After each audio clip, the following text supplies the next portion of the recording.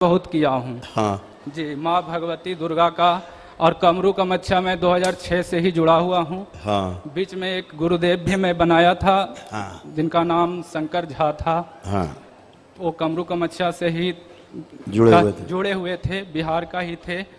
पर गुरुदेव जो आपका बिहार के लोग बहुत कामरू कामाख्या जाते। जो मुझे जो तलाश थी पूर्ण गुरु का, वो पूर्ण गुरु मुझे करौली सरकार दरबार में ही प्राप्त हुआ। मैं गुरुओं को मानता नहीं था गुरुदेव, पर मैं मजबूर में, मेरे पितृ जो थे वो, मेरी माता पिता को अकाल मृत्यु हुआ और मृत्यु होने का कारण ये था गुरुदेव की एक पितृ ऐसे आए जो बोले मैं इसे बचने नहीं दूंगा। बिलाय खींचता था मेरी माँ को खाटी पर से, तो वो बोला कि मैं बचने नहीं दूंगा और तुम कुछ भी नहीं कर सकते हो क्योंकि तुम्हारा कोई गुरु नहीं है। तो हम बोले मेरा शंकर गुरु है, शंकर भोलेनाथ। तो वो बोले कि जो वो तुम्हारे गुरु नहीं बल्कि वो हमारे भी गुरु हैं, हमारे भी देवता हैं, तो उनसे कुछ नहीं, तुम्हारा कोई गुरु नहीं है। इसलिए गुरु की तलाश में मैं भटका बहुत, लेकिन कोई गुरु ऐसा नहीं मिला। तो अंत में मैं उन्हें ब्राह्मण जान करके गुरु को समझा और अच्छे व्यक्ति थे, लेकिन कोई ज़्यादा एक नहीं किए कि जो मैं उनके साथ या मेरे साथ कोई ऐसा प्रभाव। तो गुरुदेव अब आपके चरण कमलों में आया हूँ और यहीं से गुरु पूर्ण गुरु का ये बेटा वो सही कहता था। आपको बता रहे हैं आप लोगों की जानकारी के लिए जी। प्रसंगवश बात चली है तो निकल आता है तो बोल देना चाहिए जी, नहीं तो बदहजमी हो जाएगी, नहीं निकालेंगे तो होता क्या है, ये आसुरी शक्तियाँ सही कहती हैं जी। इनमें तमाम आसुरी शक्तियाँ ऐसी रहती हैं जिनके पास शिव की शक्ति रहती है जी।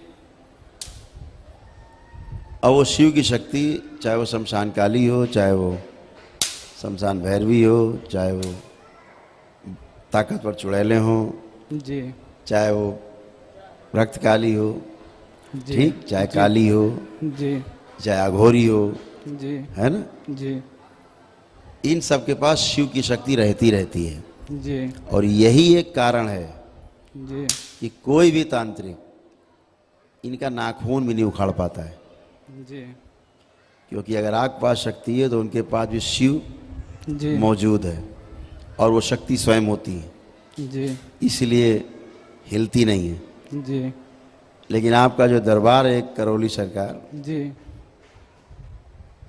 ये वो स्थान है जहाँ से तंत्र शुरू होता है और गोल गोल घूम के सब जगह से यहीं आके समाप्त हो जाता है। जी, बिल्कुल सत्य बात है गुरुदेव। इसीलिए यहाँ से बचते नहीं हैं। नहीं बचेंगे कोई भी नहीं। इनकी शिव की शक्ति पहले छीन ली जाती है, जी, सबसे पहले आते ही काम होता है। जी, इनके सारे वरदान पहले छीन लिए जाते हैं जो शिव शक्ति के द्वारा प्राप्त होते हैं, जी, और इसीलिए इनका संहार हो पाता है। जी, इसीलिए यहाँ पे पूरी तरह नष्ट होते हैं और नकारात्मकता समाप्त होकर के ये सब सकारात्मक हो जाते हैं जी, और सृष्टि में फिर से अपना काम चमकते हुए करते हैं, जी, क्योंकि ये गंदा इनको आदमी करते हैं।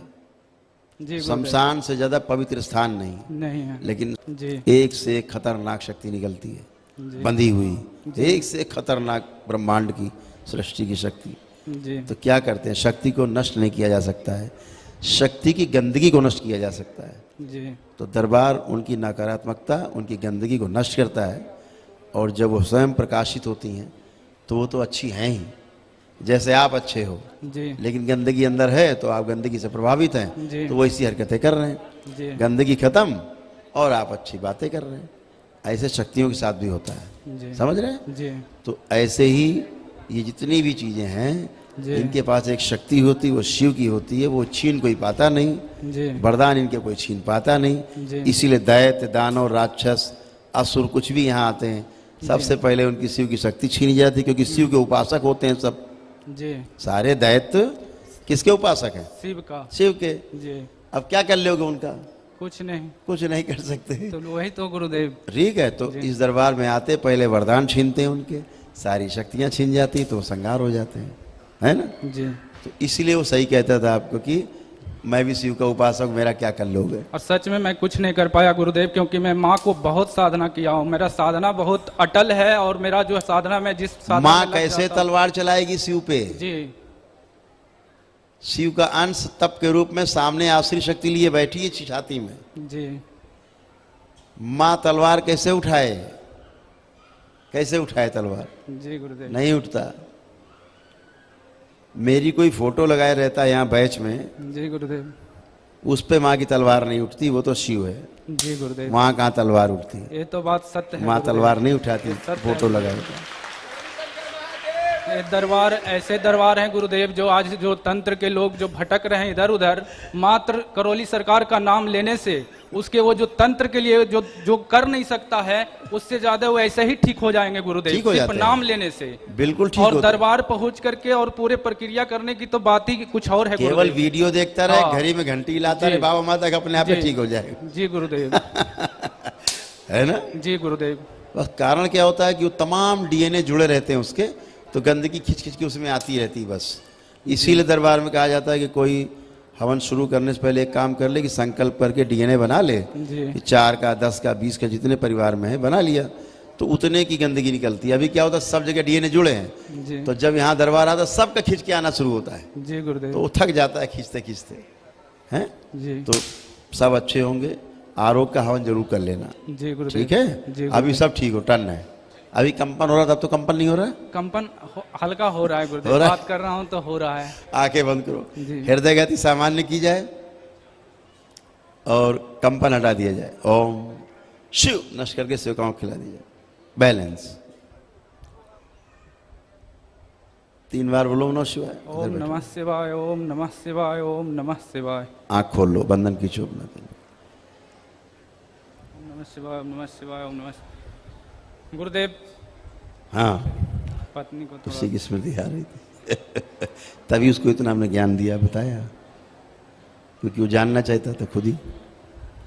हाँ बेटा। गुरुदेव पत्नी को वो ज्यादा दरबार से जुड़ी, हम तो जुड़े पहले उनको नमन के लिए बताए, वो हवन के लिए उत्सुक वो सबसे ज्यादा हुई। अभी उस समय खड़ी है ना, जी। उन्हें कोई कष्ट नहीं, इन्फेक्शन है गुरुदेव नाभि से नीचे, वो जो है जो कि नोचनी अब इधर कोई 3 कष्ट महीने नहीं, से हो अभी गया कोई है। कष्ट नहीं। बेटा चेक करो अपने आप जो को, बोलती है कि जो काटता है बैठिए कीड़ा की उठिए तरह। चलिए फिरिए, चेक करिए अपने आप को, कुछ नहीं बचा। बच्चे बड़े वाले हैं गुरुदेव, उसको भूल जाता है जो पढ़ता है जो। 1 मिनट, अब खड़े होइए। अब बच्चों की तरह बैठेंगी, खड़े होंगी। कोई कष्ट है बेटा, लग रहा है आपको कोई कष्ट? अभी कुछ भी नहीं लग रहा है। समझ गए? तो सब कुछ कष्ट खत्म हो गए। जो मारण में जो रोगी स्मृतियां हैं वो चली जाएंगी तो सब काम खत्म।